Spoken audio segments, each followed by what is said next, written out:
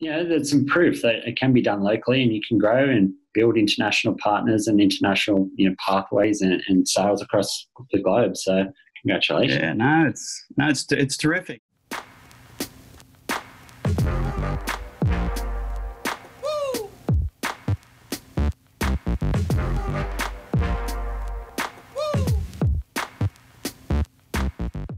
Welcome to Newy Tech People, and today we've got our first time return guest. Today we've got Andrew Mears from SwitchDin. Welcome, Andrew. G'day, mate. How are you? I'm very good. I'm very good. It's obviously some pretty odd times right now in the middle of COVID-19. A lot of people working remotely. I know your team is as well.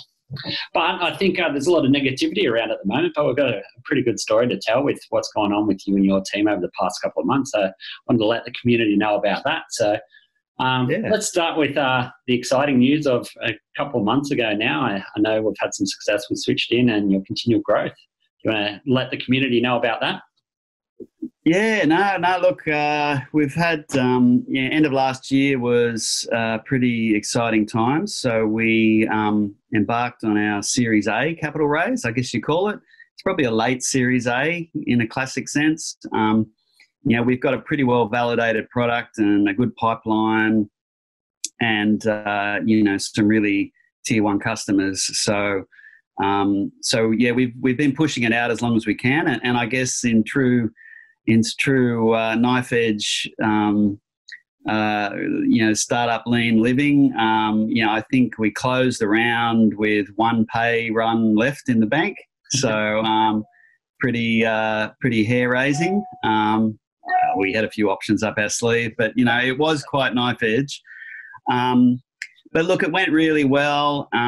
We had a great process. We had 6 parties go through due diligence, and we had 3 go to detailed due diligence. We ended up negotiating with two. One was a VC, and the other one was a strategic investor. And we ended up going with the strategic, and they both wanted the full round. Wow. So in the end, that simplified the close. And it's really good. So we have a minority investment now from a company called Q-Cells.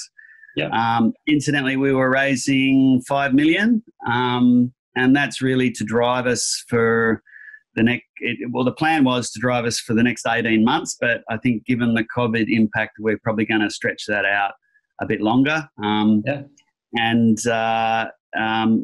they bring a lot of strategic value. They are one of the top 3 in terms of manufacturers of solar panels in the world. In fact, they make about 12% of global production of solar panels. And they're working across all the key markets that we're involved in, Australia, Europe. They have about 40% of the rooftop solar market in Europe. And they're one of the top 3 in terms of commercial solar in North America and Japan. So, wow. So same channels as us. We make software for managing solar energy and batteries. So for them, this is sort of a bit of a move into a different area in the vertical, but very, very strong alignment, same customers, same channels. It's really great. That's awesome. Yeah, terrific. And that was the major reason for you going down that strategic investor round as opposed to VC, obviously the dual benefits and the crossover. Yeah, exactly. There's definitely pros and cons. I think, however, the way it's worked out, often with a strategic, you're worried about exclusivity or impact on your positioning in the market with other customers who may feel some threat. But given the way this has worked out, really, there's minimal potential for the rest of our customers to see any sort of conflict. They're further up down in the vertical. So we haven't really faced that sort of downside. It's all upside so far. So no, we're very excited. Phenomenal, mate. Congratulations. I think there's some major success story for both SwitchDin and the Newcastle tech community. Obviously, SwitchDin's born and bred in Newcastle, growing your team, building your team locally in Newcastle. I know it's a passion of yours to build locally like that. So I think it's a great success story for not only you and the team, but also the Newcastle tech community. It's great to see those. There's some proof that it can be done locally and you can grow and build international partners and international, pathways and sales across the globe. So congratulations. Yeah, it's terrific. No, we're really going strong. We were also a finalist for the German government. They run a European tech competition in this sector, and we were one of 3 top finalists. Unfortunately, the final pitch and ceremony was cancelled because of COVID. But being one of the top 3 digital energy startups in Europe, that's pretty cool as well. That's combined with our new relationship, we're really feeling good. Oh, it's further proof to the quality of the product you've got. So.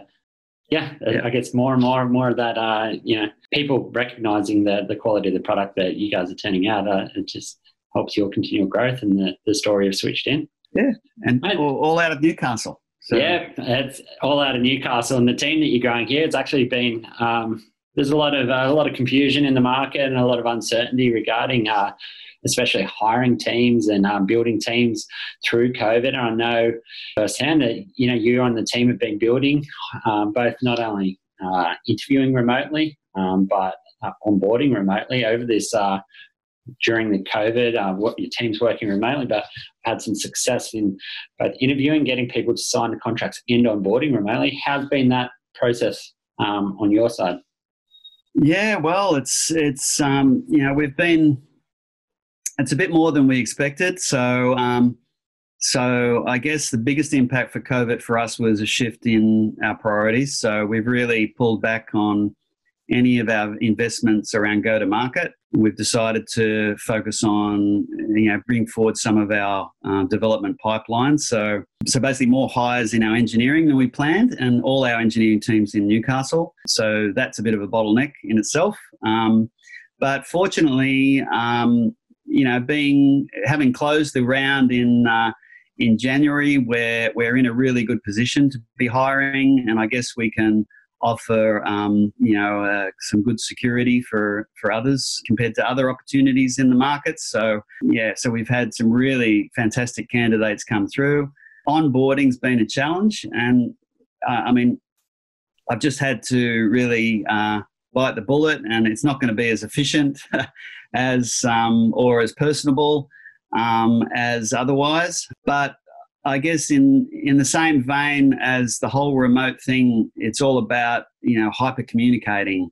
So just being much more proactive, much more remote, video conferencing, documenting a lot more.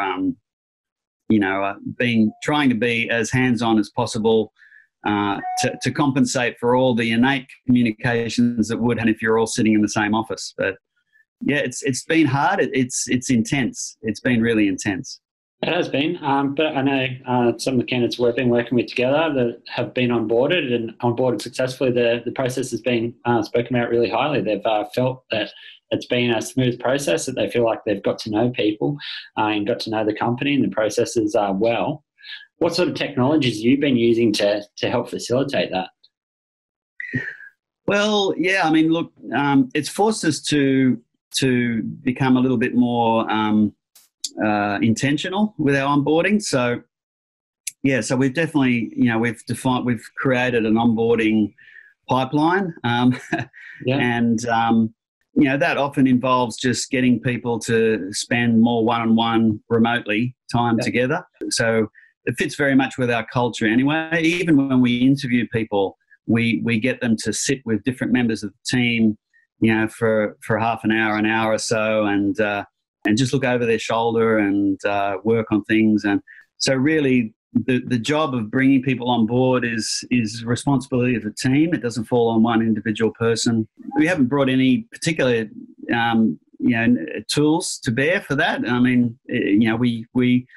We use Google Meets and Google Hangouts and Jira and Slack. And, between the three of those, we keep people moving between the members of the team. So, yeah. I think the key bit I just heard there was just it's not the job of one person, right?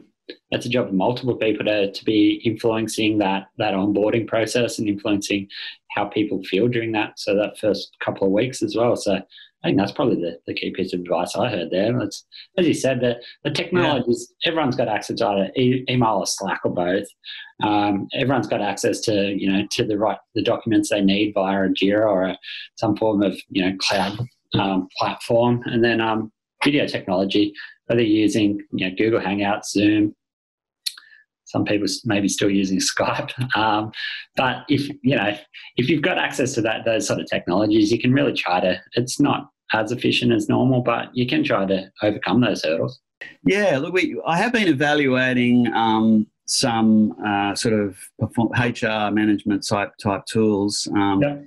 And we're definitely looking at moving to sort of an object and key result framework for the way we work in general. And that's really part of our commitment, just to, improving the, level of communications around our objectives.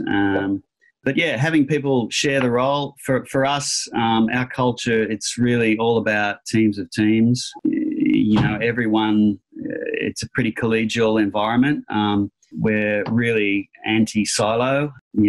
Teams intermingle, and so even for something administrative like onboarding, getting people on, everyone has a responsibility to look after the new people.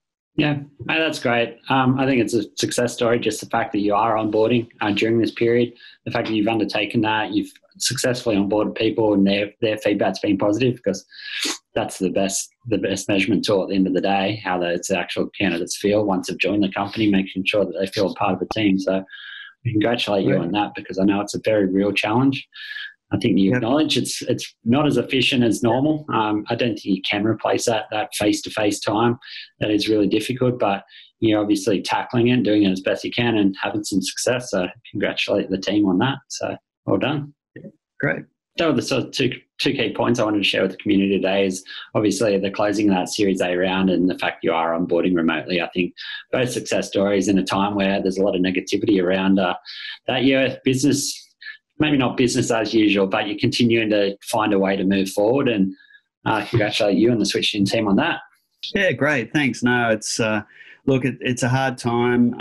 We're holding our breath to see how we come out of this. Yep. Obviously, we've chosen, to try to position ourselves for the recovery rather than drive growth through this, because really everyone's unsure about what's happening. And fortunately, being here in Newcastle, I get very different stories from, my, contacts and things in Sydney and Melbourne. Much more brutal. There's less, I think, up here at least, I think people really have a sense that they're looking to support each other. I've reached out to a few other companies here who I know are getting rid of people who can't keep people, and at least trying to coordinate to keep that talent here in the city. Yeah. And I know you are as well. So, I think keeping the really good people in this ecosystem will be important for everyone. Oh, I completely agree. And there are companies, unfortunately, that will go by the wayside during this and having to let people go. And then there's other companies that grow also who can build their team. So I think, I think, as you said, if we can continue to build upon the ecosystem is going up. It has been for a couple of years. And if we can continue to attract good people to Newcastle, stories like, the growth of SwitchDin, the big Series A round, I think that helps attract more people to the area and also keep more of our talent here. So it's good to hear a positive success story. No, terrific. Mate, thanks for your help too, James. Yeah, thank you. And I appreciate your time today. Really good to share this story. And I think hopefully it brings some positivity, a little small slice of positivity for some people in the Newcastle tech community during this time. Great. Cheers. Okay.